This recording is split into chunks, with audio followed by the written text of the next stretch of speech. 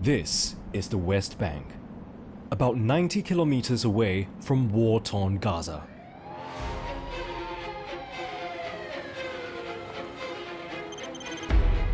In the aftermath of the October 7 Hamas attack, many Jewish settlers on the West Bank are seen carrying arms to defend their communities.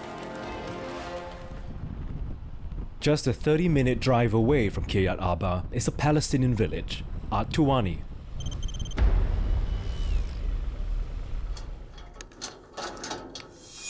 The schools were shut down for over than 50 days because the people are afraid to move and the teachers are afraid to come to the schools. The parents are afraid to send their children.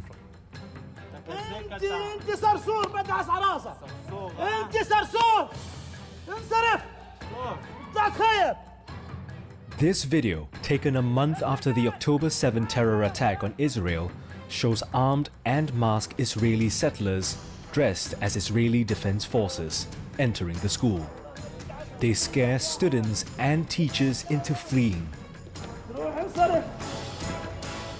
According to incidents recorded by the United Nations, violence in the West Bank has been growing steadily in the last 3 years. From an average of just 1 incident per day in 2021 to 3 just before the October 7 attack. But since the attack, the incidents have more than doubled to an average of 7 a day. Militant Israeli settlers have attacked Palestinian villages.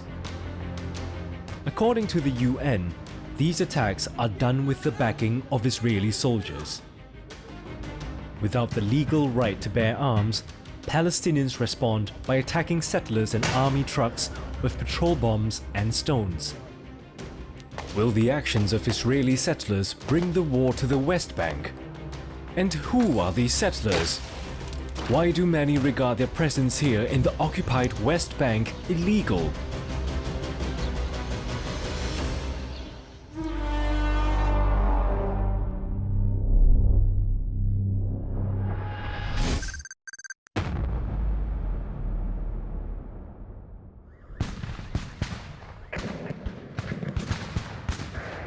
Before 1948, there was no West Bank.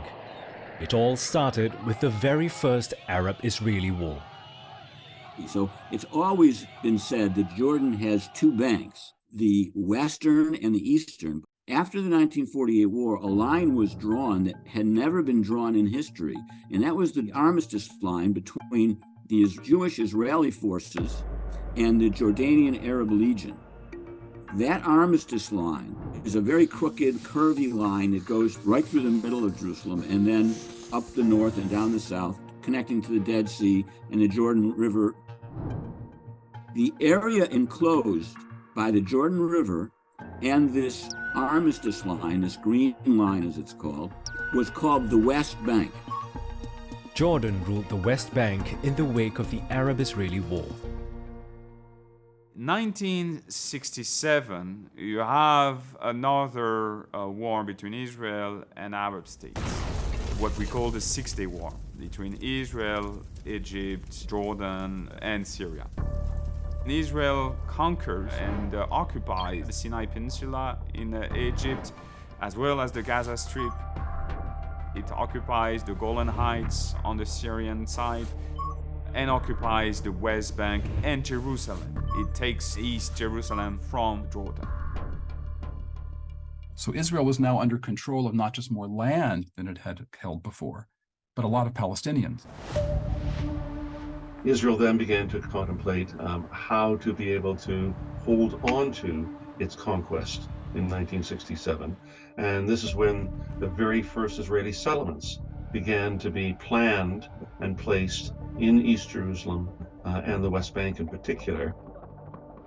The strategic thought behind the settlements was that if you began to place Jewish Israeli civilians into the occupied territory, they will then help to establish both the demographic presence of Jews in these occupied lands, as well as being able to create and place down an Israeli flag to establish permanent Israeli sovereignty over these lands as well.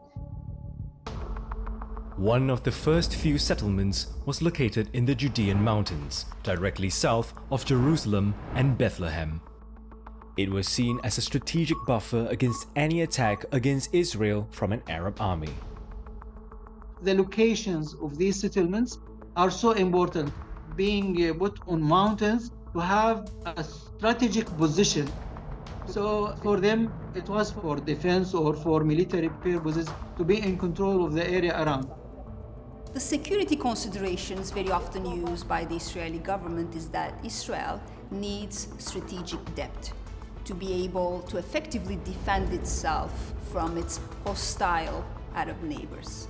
Because the geography of Israel is such that at the narrowest stretch between the Green Line and the Mediterranean Sea, it's only 14 kilometers wide, again, requiring strategic depth or more territories towards River Jordan to enable Israel to properly defend itself from an attack. The problem with the settlements is that a lot of the international lawyers consider the settlements to contravene the Fourth Geneva Convention or to violate international and humanitarian law. The law states that the occupying power shall not deport or transfer parts of its own civilian population into the territory it occupies.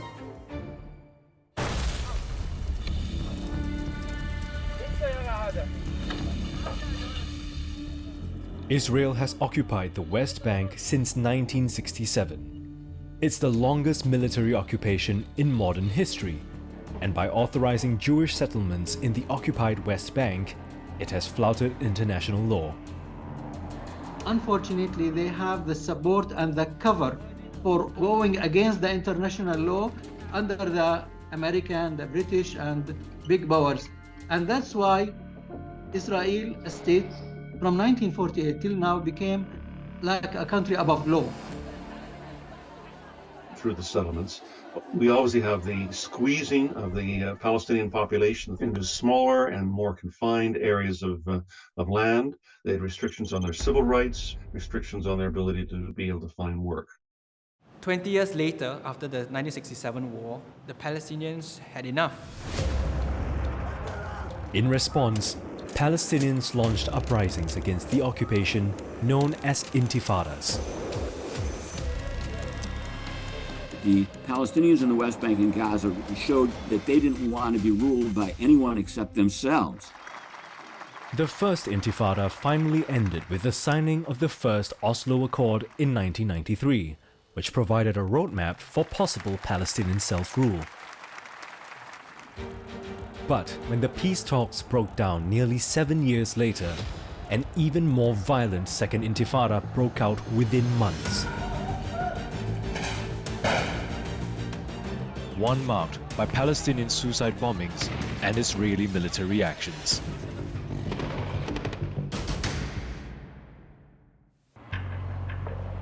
The Israeli government responded to the Second Intifada by building a wall around and within the West Bank, severely inhibiting the movement of Palestinians.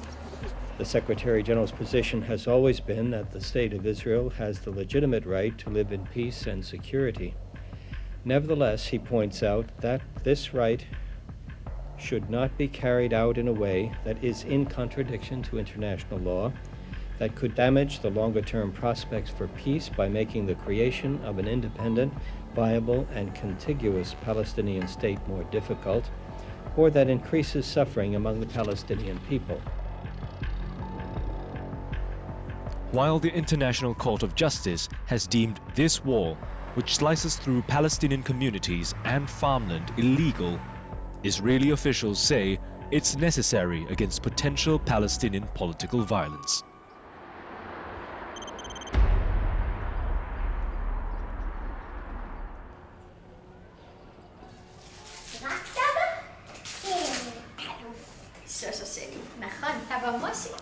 Lihav Oz used to live in Kiryat Gat, a city within Israel about an hour's drive south of Tel Aviv. But in 2019, she joined the settlement movement and moved to Kiryat Arba on the outskirts of the West Bank city of Hebron.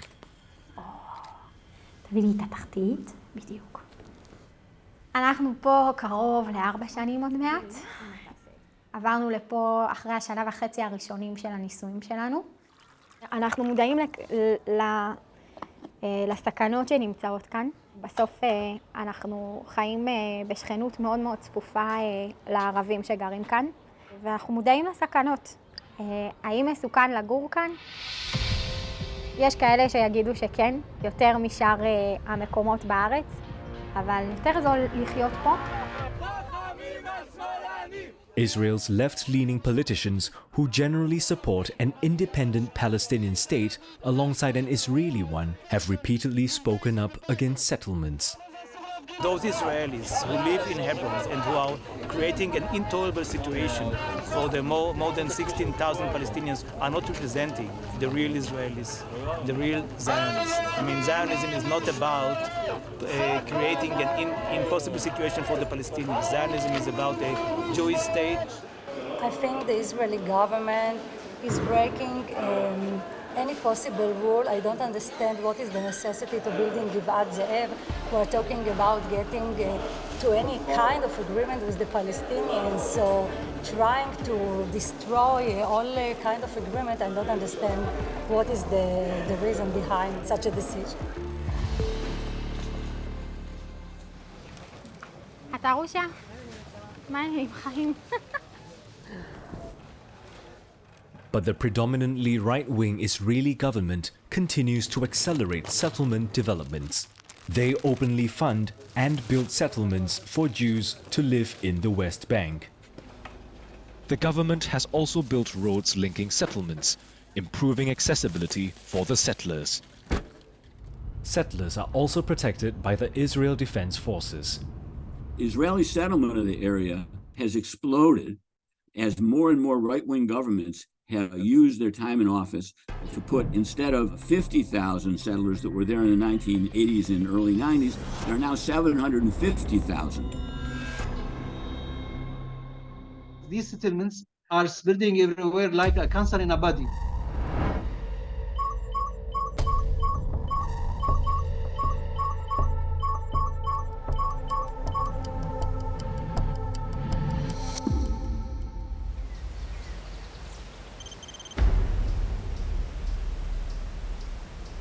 This is my small village, which is like about 350 residents live. It's a part of the town called Masafir Yatta, which is 20 Palestinian villages in the southern occupied West Bank. This settlement and other 2 settlements, they started building it on our land in the 1980s.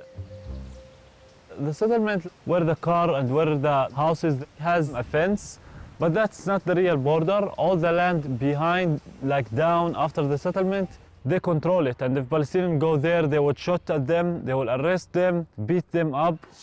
And from there you can see all the forests. They took it in the 2000 and they started cutting the trees and building their caravans and their homes. Our distance is very close. There's no clear border. It's our land. They're taking it and they are not stopping of stealing and building more and more. All of it with the help of the state that's helping the settling of the settlers on our land.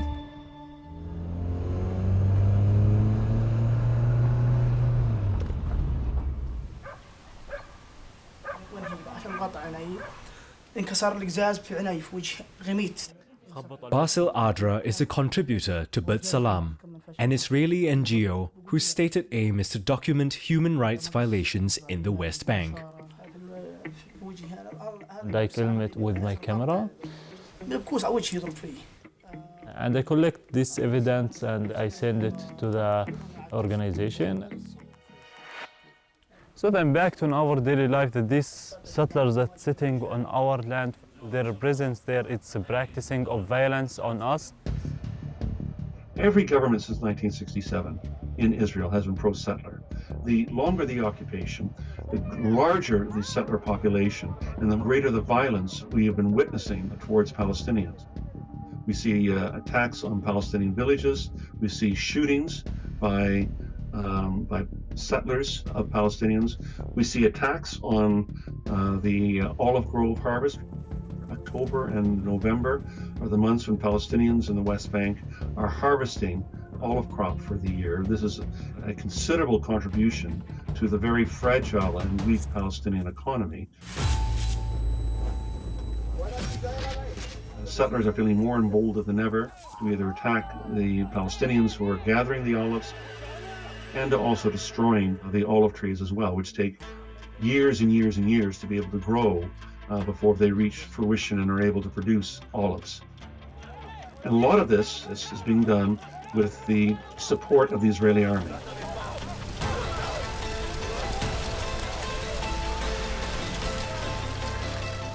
Israeli soldiers often are, if they're called by Palestinians during the course of a settler attack, will either not come, or if they come, they'll stand by and observe. Rarely will they ever try to stop settler attacks.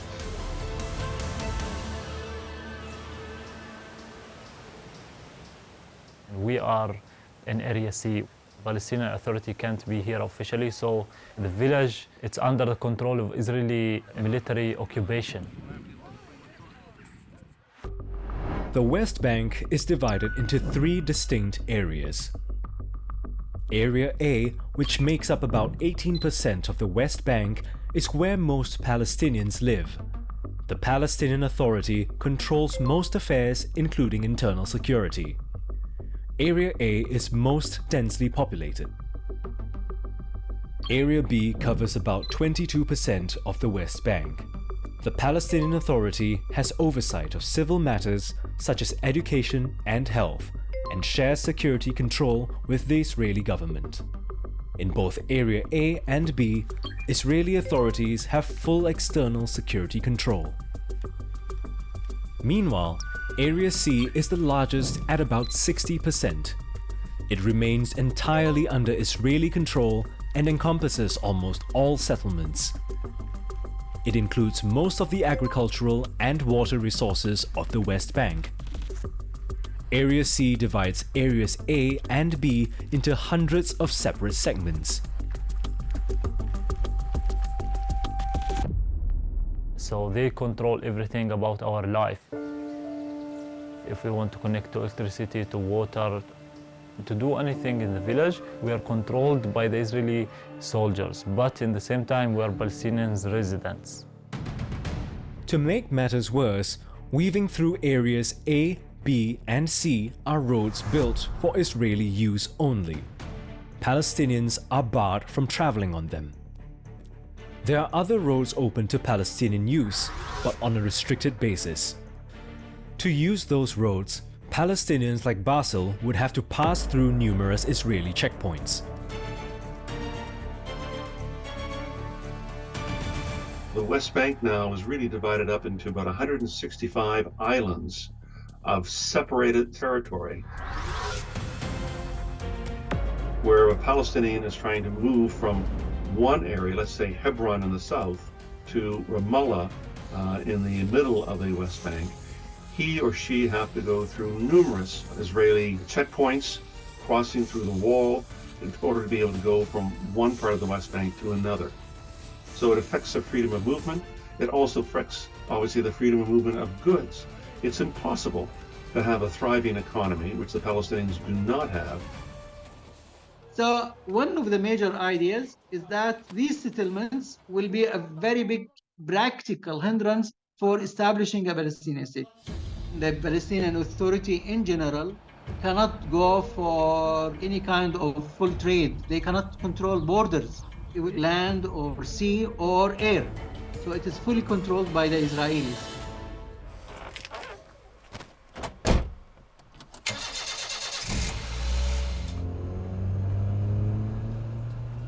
The old city in Hebron is more dangerous. A lot of checkpoints in that area. I'm taking care of my movement so much today because I know so many stories of people being tortured just for driving on roads. Soldiers have been stabbing the car's tires. They force people to go back. Settlers throw rocks on the cars that passes on the street.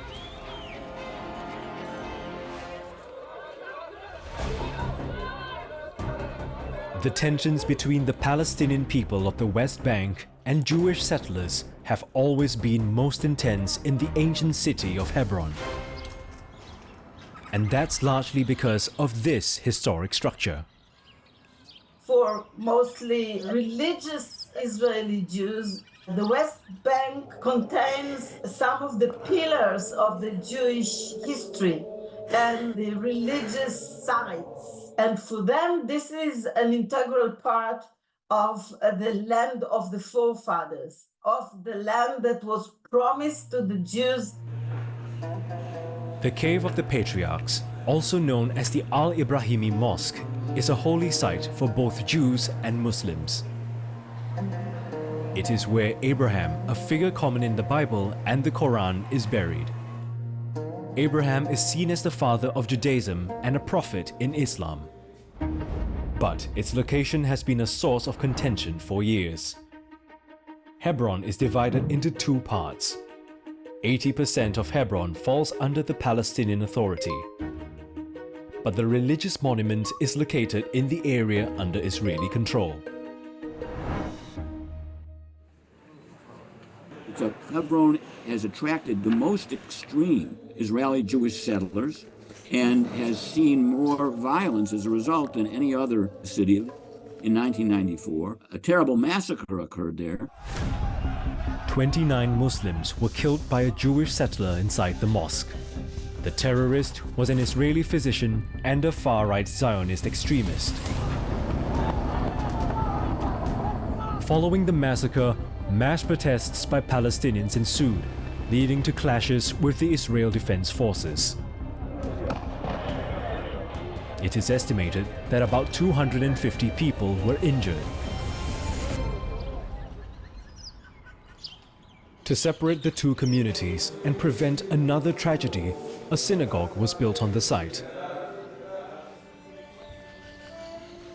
אז מערת המכפלה זה בעצם המקום שבו אברהם אבינו קבר את אשתו, שרה, כדי שיהיה סימן גם לאותם אנשים שהוא קנה מהם וגם לשאר הדורות את ההבנה הזאת שהמקום הזה של עם ישראל,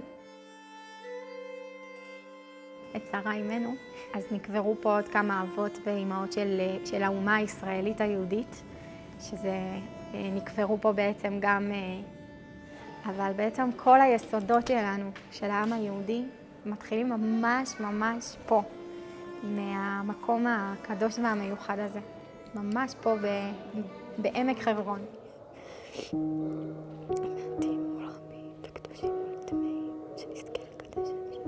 ממש ברגעים אלו התבשרתי שבעלי נכנס לעזה, הוא במילואים כבר המון זמן, אבל עכשיו הוא ממש הולך לחזית, ואני אסירת תודה על הזכות באמת לבוא ולבקש רחמים.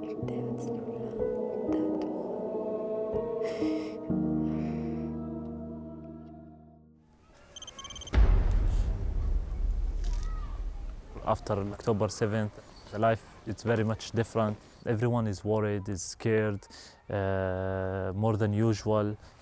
The most horrific thing I filmed was the shooting of my cousin. 2 settlers and 1 soldier arrived at one of the homes in the village and start hitting a man and his nephew in their heads with a gun. All the men, include my cousin who was the first one in front, start to shout at the soldier like to take this armed settler out of the village. What he's doing inside our community, and this is dangerous. So at that moment the settler decided to walk down and to hit my cousin on the chest with a gun and shot my cousin from close distance.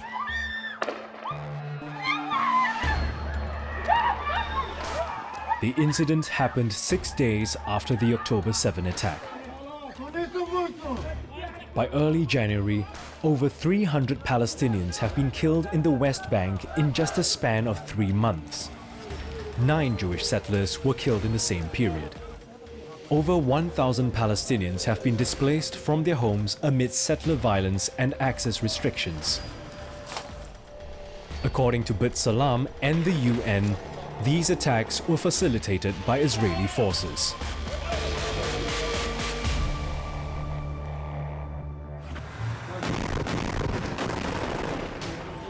So, as Israel continues to attack Gaza with a declared intent of destroying Hamas, a different crisis is unfolding in the West Bank.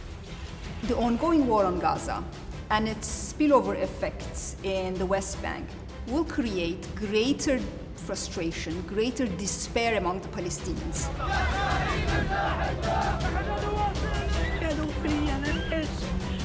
Combine that with the lack of an effective, sustainable peace process, the result will be novel kinds of resistance. It's an environment that is ripe for radicalization. It will push Palestinian youth further towards armed resistance against the Israeli occupation, because life has become more unbearable.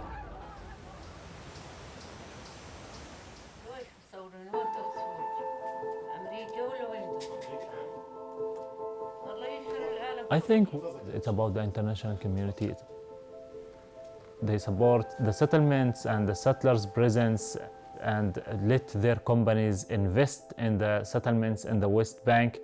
And they should change their policies in order to end the occupation. And my father born also in this brutal occupation. So I grew up watching the soldiers beating up my father brutally many times and taking him to jail. I witnessed the bulldozers driving into our village and destroyed homes, and it didn't change a lot. We don't want to keep live under a control of foreign army. We want our liberation and we want our rights as a human beings. We want to get rid of this terrible life.